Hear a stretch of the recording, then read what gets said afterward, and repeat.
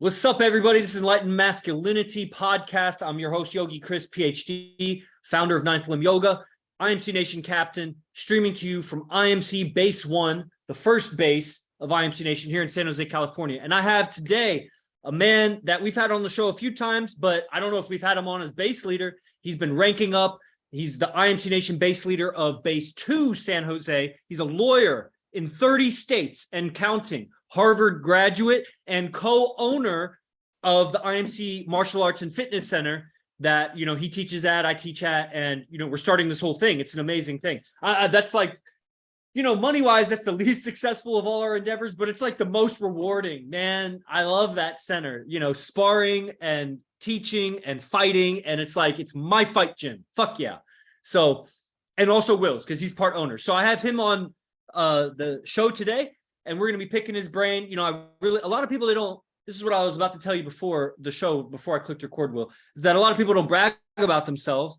And bragging doesn't have to be like all of the achievements or whatever. It's just the little details in your own mindsets and whatever. And sometimes we'll hold back if it's just ourselves. But if someone else is kind of feeding us the questions to expose ourselves like that, then, it works out social dynamically and everything. And I'd like people to get to know you. Like, you're a big shot. You're a big shot in IMC Nation. And IMC Nation is a big shot in the world.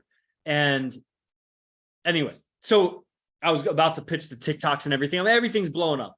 So probably this recording will blow up. It gets posted on all the platforms. So smash that like, smash that subscribe on Apple and Spotify and all that. Leave a comment. And we just finished sparring Will. So I don't know if you, let's hear from a lawyer, a Harvard graduate. Check in with us. How would you, if someone's like, it's a common thing. Everybody's like, how are you? How's your day going? That common question. How's a man like you answer that? If I was like, how's your day going, bro? How would I answer that? Yeah, without holding back, like, really like just unleash on it instead of the casual, like, great, man, how's you? Yeah, no, unleashed, like very honest and straightforward. It's fucking amazing. Every day I'm so grateful for this life, man. Like, I don't know how I ended up here or how any of this really ended up happening, but it's all just happening so quickly and it's all fucking dope. Like, I grew up doing martial arts. I fucking love martial arts. I'm fucking killing it as a lawyer. Like, I'm starting to make more money than I've ever made before. I'm here at Base 2 with some dope ass guys. Like, and then we all go out and we all like get girls and are very savvy, like witty socially. And they're all funny as hell, man. If anything, those are my favorite interactions. Is just kind of like being around the guys and we're just like kicking the shit, being funny. The Warrior Center is awesome. Being a lawyer is awesome. I don't know. Is there really anything else? Really, as far as my own development, like I said, like I'm just very grateful, man. It's like this, like I just have to thank God. Like all of this just worked out so perfectly. Like, I would have never imagined that I would be sitting here right now, like in this beautiful home with some dope people. We're about to go out again, and then we're gonna go somewhere else, and then go somewhere else, and then I get to be with the fucking #1 player on earth, and he's like my friend. He's my friend. You're my friend. Like, what the fuck? Like, you guys were just on YouTube at one point to me. You know what I mean? Like, yeah. I saw your Instagram, and I was like, oh, he does yoga. That's pretty cool. And then AZD does like pickup and mindset, which is really all I ever really wanted to learn. And now he's my friend, and I was sparring with him earlier today. Like, how did this happen, bro? Like, how the fuck did any of this happen? But here we are, and I only see it getting higher and higher at an accelerating pace. You know what I mean? Mm-hmm. Like, I'm only gonna get more skilled as a lawyer, as a businessman, as a part owner. Like, I got 2 confirmed signups for tomorrow's kids class. Woo! So like, it's just like, who's teaching kids tomorrow? You? Are you the kids? Yeah, it's me. Okay, perfect. Yeah. So really. As of late, it's been more like the mindset has been business. And I've never had, like, I was child to a single mother. She did not own a business. She was an employee. All I've ever known in my entire life was how to be an employee. And so now, since becoming the part owner, I see myself as a businessman, as a salesman. And that shift in mindset just changes everything I do. It's just like with social dynamics, it's like once something clicks, like, you can't go back. It's like getting out of the matrix, It's like the idea of being an employee to under somebody is just kind of fucking weird to me now. And it's like, no, like, I need to be the one making all of this shit happen. And now I'm implementing that, with the guys here at Base 2, with our own residency and our own products like that. So everything's great, man. Everything's really, really, really, really great. Would you explain to the audience what is IMC Base 2? What is this? You live with a bunch of dope guys and that, like, expand on that. People that don't have a reality from zero to hero, like 0 to 100. What is that? If you explain that to us. Yeah, so I'm basically living with 4 other men who are on the AZD process. So I would say that's like the baseline. So the AZD process being, we all sleep on the floor, we all do transcendental meditation, we all read stoicism, we all take cold showers, we all like work out and are focused on our body and are focused on advancing our mind. Like these are, and then on top of that is the social dynamics. On top of that is we all go fighting together. It's like this integrated lifestyle that is very much outside of the normie world, as I would call it. Like whenever I go back to Houston, it's like, dude, normies, like you guys, like I can see very clearly that these people, they don't have a philosophy of how to live their lives. And they're just kind of mushy. I see them as like mushy gushy, people that are just kind of, if you've ever read Outwitting the Devil, he talks about drifting. And so drifting is when you don't really have a set purpose. You're just kind of being blown around with the wind. And we are not that at all. Like we have a purpose and we're all creating that together. And we're doing it under the banner of IMC, which is, AZD's world, really. Like we're living in this world where we're all monks. We're all warrior monks, shape-shifting warrior monks. And we move through the world like that. And as we're doing that, we're learning all of this stuff: business, social dynamics, health, fitness, philosophy. Really, at the baseline is the philosophy for me. Like it's the mindset. It's how do you approach these things? Do you approach the world like as a prey, like as someone who's hands out asking for something, or are you a warrior out to conquer and out to create and get what you deserve in your life? Like that is how I see it. Yeah, and that brings a lot of questions to my own mind because, one of the things you said is like the way that you live with these guys is out of the matrix. What do you mean by that? The matrix being being okay, let me get a girl and get married and have kids and like live together and like that whole thing. And then whenever someone gets a girlfriend, then they release from their male social groups, and then they just become secluded with the girl, and then they're not allowed to do shit. It's like that is the matrix. It's like the story that has been fed to you through Hollywood, through the internet, through the news, like how you're supposed to live your life, quote unquote. Like that is what I see as the matrix. And so we've taken the red pill and we've kind of been extracted from that, and that's not how we're living. Like we don't live with women. But we have women, we fucking go out and get women all the time. But we realize that there's a time and place for that thing, and it's very planned, it's very strategic. Like we know how to interact with each other and with the woman in a very specific way that is not done by the rest of Earth. Like I don't know anyone else that's doing stuff like this. Man, that just brings all kinds of questions. So what are the ways that you interact with women that are completely different than everyone else out there? Yeah, so for the main one is they don't own our fucking balls. Like they're not, they don't decide who I talk to or where I go or what I do. Like whenever I will like randomly, I don't know, someone recommends a show to me, and then like I will see the social dynamics in the social dynamic programming in like the movie or in like the sitcom or whatever. Right. And the idea is always that the guy is like a dunce, a fucking dumbass. He's usually fat and not very in shape. And the woman is kind of telling him what to do. And she's like the smart one, and she's like the leader, and he's just kind of like following along, and he just kind of pays the bills. Like that whole storyline is very fucked up, like for the man. Like it's very unfortunate. And so it's the opposite of that. It's really the path that was brought, under God, which is that the God is in Christ, Christ is the man is over the woman, woman is over the child. Like there's a set hierarchy. And so that is how we interact. And then as far as each other's women, like, whenever girls come in and out, it's like, we don't interact with the woman. That's whoever the brother is that's bringing her in. Like that's her girl. That's his girl. So we don't look at them. We don't talk to them. They, they come in, hang out with the guy or whatever. We're all keeping our distance, and then they leave. Like it's not all of us, here together looking at each other's girls and talking to each other's girls. Like, no, that's weird, dude. And that's what leads to so many problems that everyone is facing. Like, guys try to get at each other's girls behind their backs, and it's like it's really nasty, man. It's really unfortunate. Mm-hmm. Right on. Yeah, so it really spells it out. It's interesting because a lot of people watch my podcast, and some of them are women, and some of them are in relationships to me, and in some way through time, or at least study me to some degree, we could say. And so it's very interesting for me to hear other people say it. And I know that some of them may hear this, and it's fine. And it doesn't even matter. My guest could put his foot in his mouth, or he could say something off the wall or something I don't agree with, or whatever. It doesn't matter. It should be known that, like, I'm separate from these other guys. But also, it's like when you hear a song played through a guitar, and then you hear it through a piano, and then you hear it through a saxophone, and then you hear it through it's like, it's just nice sometimes. So, there was another thing that you said that was like, off the wall, kind of, nobody has a reality on it.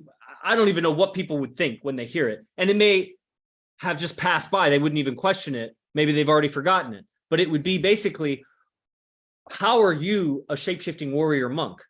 Oh, man.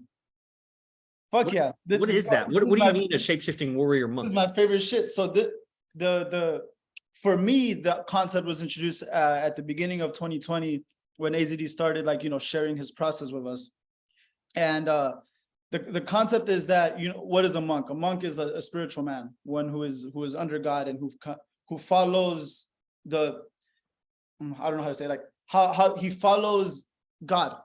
And, however he decides to choose that practice, whether that be Buddhism, Christianity, etc. But it's a man that's devoted to God and sees that as the highest priority or the highest calling. And then everything else kind of goes, is secondary to that. Like that's the primary focus.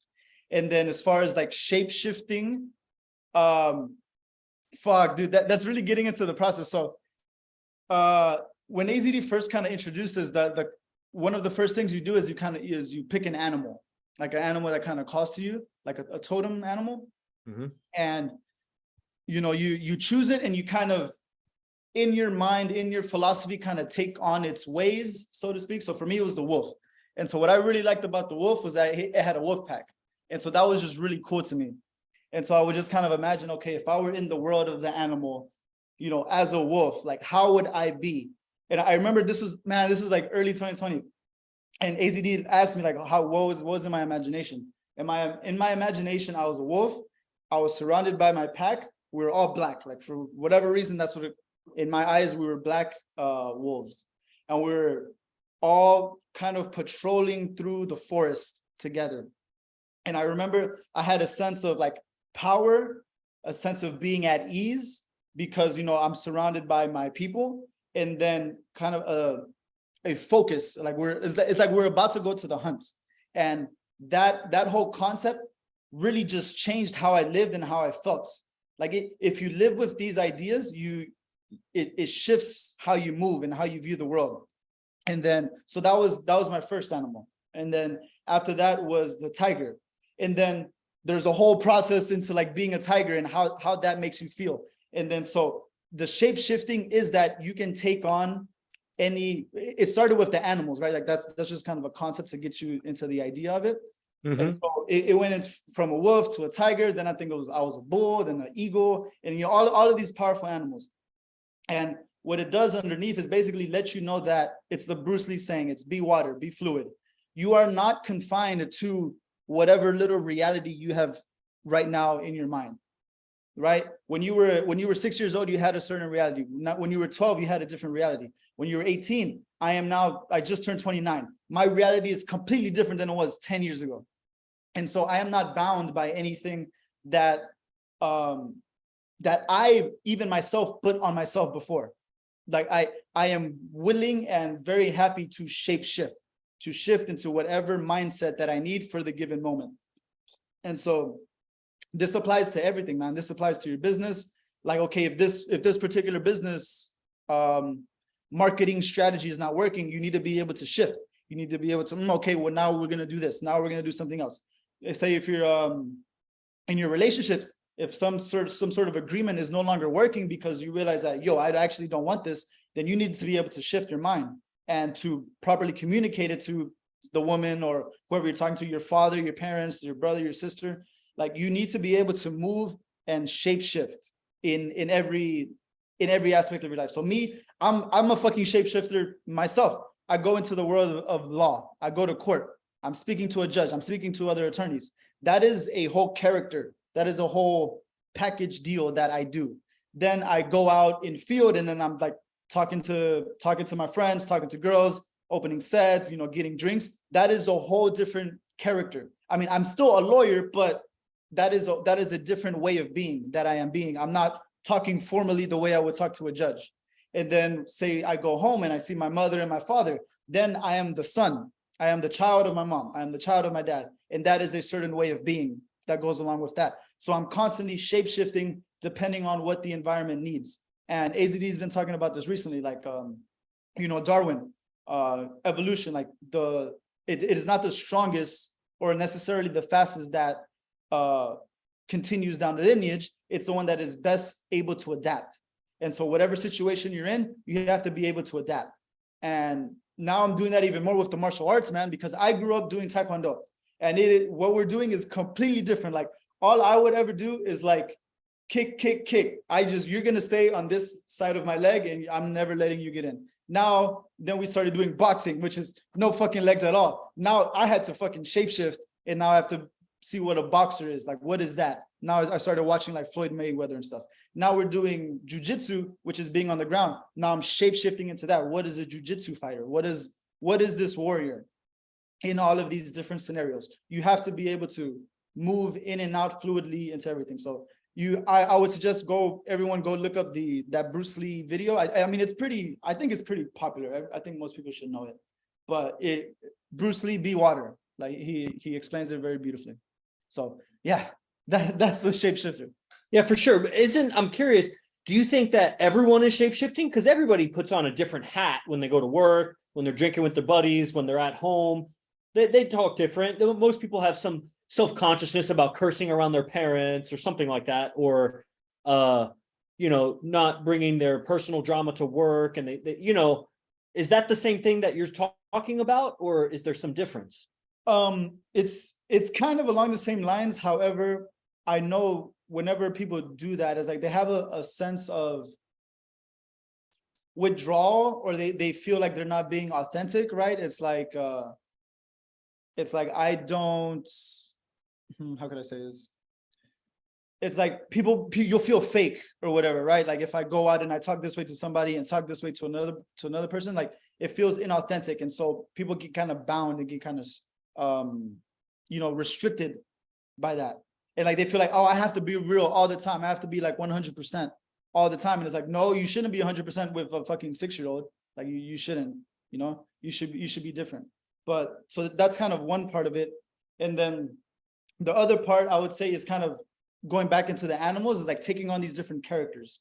So the animals is just an example, but you could take on, say, characters from, movies that you like, say, comics. Like for me, some big ones were like The Matrix. Like Neo is like one of my favorite characters. I love the Joker. I loved V for Vendetta. It's kind of like the concept of the werewolf, the concept of the vampire. Like you can take on these roles, and I'm not out fucking biting people and sucking their blood or whatever, but you can kind of break down the aesthetics and the philosophy of how that could be applied to whatever situation that you're in. For sure. So I definitely see a difference in the intention and the exaggerated, or the effort to pick a really extreme archetype, or a clear archetype. I think a lot of people are somewhere kind of in between archetypes. They're a blend and they're not really fully committed. It'd be like seeing somebody play a role but not really trying. And that's how people are living their life. They're like playing that role, but they're kind of fed up playing the role, and so they've kind of given up and they're not trying. And they're actually, a lot of people, like, it's kind of like in school, in public school growing up, it was like the cooler kids seemed to care less, so everybody in an attempt to be cool would try to care less.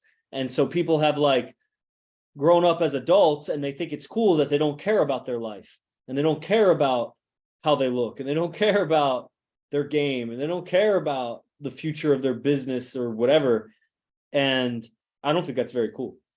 But what you're saying, and I was in that too. I was in that fog, in that hypnosis, in that, delusion of, cool is not trying or something like that. And I think that's where a lot of spiritual people go down the drain, where they're like trying to be less ego, less this, less that. But they're not doing it in a genuine way. They're doing it in a way that's actually building up their ego around the idea of I'm egoless. Yeah. And, so they become fragile. But I get it. They're just trying to be cool, whatever, and not care about life. And it's just that. And so, but then we step in with this shape shifting, and it's like we pick these extreme archetypes, which are not really extreme. Another way to say that might be pure archetypes, or purer archetypes that are less diluted and just more clear and delineated. And we pick those, and like whether it's an animal or a movie character or a historical character or whatever, sci-fi character, then or even just I was just thinking, what would an alien be? Is that a sci-fi? That's not a sci-fi character, because it's like science nonfiction, a sci-non-fi character, and we pick those and we calibrate our communication, our beingness, and everything based on these characters. And so people are doing that because they have pictures in their head of how they're being, and they're running the same mechanism when they change hats or change character around different people or in different situations. But we're taking control of that automatic or autonomic mechanism and putting in some philosophy, which I'm about to ask you about, some philosophy, some tech, some wisdom about it. And let's be that stoic, or let's be that warrior, and we don't fuck around. We dabble in all these things. I mean, we may not be going to war, like tribal war, like the warriors of past, but they weren't doing law, and they weren't disseminating their wisdom, to the masses. We have our own battle, a battle of psychology, but we're not losing our roots, and we're looking to the future. And, I really like how you talked about, finding, getting used to all of these, shape-shifting into all of these kinds of fighters, made it clear, you got to become, your nervous system's got to become flexible in a way, not your muscles, like you can reach your toes or whatever, but a nervous system, like you can tolerate the hot and the cold. You could tolerate the ground and the boxing and the kicking and eventually weapons and all of these things. And, even tolerate the new guys coming in that pick a fight, or the big guys, or, the more experienced guys or whatever. And you're doing that with your game also, stretching in all these directions, 2 sets, 3 sets, mixed sets, high-end bars, on the street, at the dance floor, at your place of business, all kinds of situations, the CVS pharmacy or something. And then in business, man, big deals, lots of little deals, free value, like all these situations, and then of course, as a lawyer, which is business, it's just amazing. So you're really getting the width and the depth and the breadth and the height of the human experience at a high level. And I mean, I don't want to go too much further into that, but it was just making it clear, like the shape shifting into taking the intention and using pure archetypes and really stretching to the extremes of what humans are doing and seeing in life, and being an artist of their own life. We're artists of our life, and we're creating it unplugged from the matrix. But of course, we're plugged into whatever degree we're plugged in, and we're trying to free ourselves, and we're stretching the boundaries of it. Man, I could go into that. That'll be my next talk. I think on Monday, I'm going to talk about the schedule. I'm going to talk about this thing on Monday. So look forward to that. So last question before we wrap it up. You talked about a philosophy of life. And I think in my experience with dealing with people and new people that aren't really IMC, that they haven't studied this stuff. What does that mean? Philosophy of life. Could you go into some depth with that? Mm-hmm. Yeah. So the baseline philosophy when the Beast process started was that of Stoicism. And so I have my book upstairs of 3 different Stoics. It was Marcus Aurelius, Seneca, and Epictetus. And also specifically, like, yeah, you want, like, actually, I'm going to get into it. I just wanted to give some background so people could, if they want to look it up, like that would be where these ideas come from. And well, just not specifically like what your philosophy of life. I mean, yes, that, but I mean, like, what is a philosophy of life? What does that mean? Oh, okay. And then also your sources, or some of the broad strokes. Sure, yeah. So like, what is a philosophy of life? Yeah, what does that mean? I think when we say that to people, they don't, you know what I mean? Like they don't, what is that? They accept it, but it's kind of like they don't, what is that? It's a structure. I would say it's a structure in your mind, or like a structure in your heart of how you approach the world. Like that's really what it would be. So like, say if you had the philosophy of a warrior, it would be that I'm here to fight, and I may die, but it doesn't fucking matter, but I'm here to fucking fight. So that could be a philosophy, right, for the warrior that you could take on. And so in everything you do, that is kind of underlying, like in the subconscious and in the movement of what it does. So like that would be kind of a philosophy of life. It's kind of how do you look at the world? What is your frame of the world? Like, say if I were a king, like if I were a king of a fucking kingdom, if I were the king of England, like my philosophy of the world would be that I'm here to rule.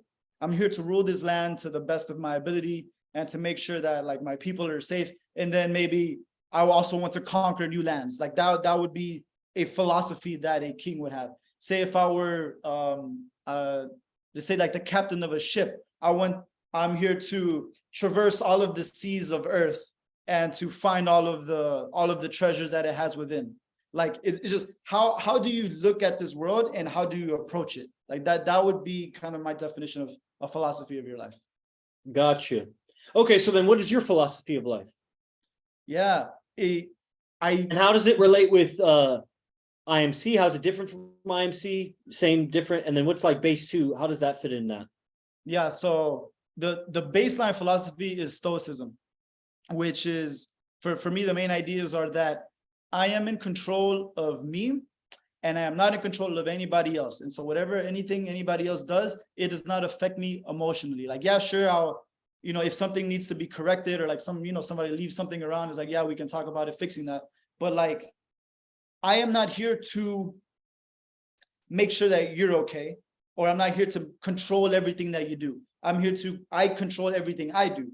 And so it is not so much about what is happening in the world. It is so much how I'm responding to the world. And as long as I take responsibility for that, then I'm good. And I actually don't need to worry about anything else. And so by having that around me as I move along through the world, I have a sense of like peace and stability, I would say. It's like I'm not worried about if this girl likes me. I'm worried about me getting my communication across properly, and then me practicing that. And that is where I get my fulfillment or my validation. If she likes me, great. If she doesn't like me, great. But that's how I'm approaching this thing. So the baseline philosophy would be Stoicism. And then on top of that, like I said, I grew up in the martial arts, and we're doing martial arts again. And so the philosophy of the warrior is also definitely within me, which is what I was just talking about, which is that I'm here to fight. Like, I'm not going to just back down. You're not just going to win. Like, especially in law, like this is where I really take that shit in. It's like, you're not about to take my client's money, or you're not about to evict my client from their home. You're not about to break this contract with my client without paying him what it's worth. Like the concept of the warriors, like, I'm here to fucking fight, bro. I'm here to get it done. Whatever it is, it needs to get done, and I'm going to make sure it happens. I'm not just going to lay down. And so the philosophy of the warrior is here within me as well. Let's see if there's any other ideas. Definitely that of Christianity, man. Like, the concept that God is above me and he created me in his image, and he knows my heart and he knows my soul and he knows what I want. And everything that belongs to him belongs to me. I am the father. I am the son of my father, of the Holy Father. And so his kingdom is my kingdom. And so I'm here to enjoy the fruits that he gave me. Like, I'm here to enjoy that. This is my kingdom, and I'm here to explore it and to have fun with it. Those would be the main ones that I say I operate with. But, in every little field, there's kind of an idea or a philosophy that goes with it. But yeah. I would think those are like the main ones. That's great, man. I feel like I got to know you a lot more on this podcast. So I'm sure everybody else did too. If they've heard you before, I mean, they could go back in the archive. It's like episode 330 now or something. So somewhere in there, I've had Will on before. And I think this is at your highest rank and, the most well-spoken. You've been streaming a lot. You have your own stream. If you'd like to take a second to pitch anything you got going on, groups or anything. Go for Yeah, it. sure. So I have an IMC TV show called the Yin Yang Wolfpack, and it's very. I created the name, from just my inspirations, which was the Wolfpack, as I explained earlier, and then the Yin Yang, which was a big painting in the back of my Taekwondo dojo, and so I saw it every day that I came in, and so that was just stuck into my subconscious, and I have the tattoo here, and so the Yin Yang Wolfpack just made sense, and so. We do it every Sunday at 4 p.m. And you can log in, reach out to me on my Telegram, and it's going to be on the IMC TV YouTube. And then I also have weekly streams of Base 2, which are all the guys that are here. So it's me and 4 other IMC Nation monks, warrior monks, shape-shifting warrior monks. And we discuss our philosophy, how we've been doing when we go out, like different game. Like, if you're interested in getting girls, talking to girls, like we break down the game and you can come and learn that. And then on top of that, we have a residency program, meaning you can come and live with us for a week, for a few days, however long you want, and then go out with us, go game, come to Panja with us, come learn how to train, come fight, live as a monk, be in our group chat, like our communication, like the way we speak to each other. Like I had to learn this when I joined IMC. It's like we have a very high level of communication with each other that the world does not have at all. Like you're not in communication with your friends the way we are in communication with each other. Like I said, we're a fucking wolf pack. We're coordinated, we're timely, like we know, okay, we're doing this, we're going out together, we're going out for the hunts. Like it's a wolf pack. It's not a bunch of lone wolves, it's a wolf pack. So if you want to learn what that is and how that feels, then come to Base 2 and we'll show you the ropes. And you'll get to hang out with AZD and Yogi Chris. And fuck man. Dude, I don't know why anyone would not want to do this shit. Like, bro, like I'm living this shit and I just want to keep doing this. Like, there's nothing else to do. And so, but I remember before I was IMC that this just wasn't my reality and I didn't really have an idea of what it meant. But now that I'm living it, there's nothing better, man. This is the path and I'm on it and I'm so grateful. That's right. Fuck yeah, me too. That was great. And that was a great pitch too. So anybody contact Will Rios, we'll have him tagged in the description. Of course, smash that like and follow and subscribe, whatever it's called on all the platforms. And we'll check in with Will Rios again soon, I'm sure. So these are like time capsules.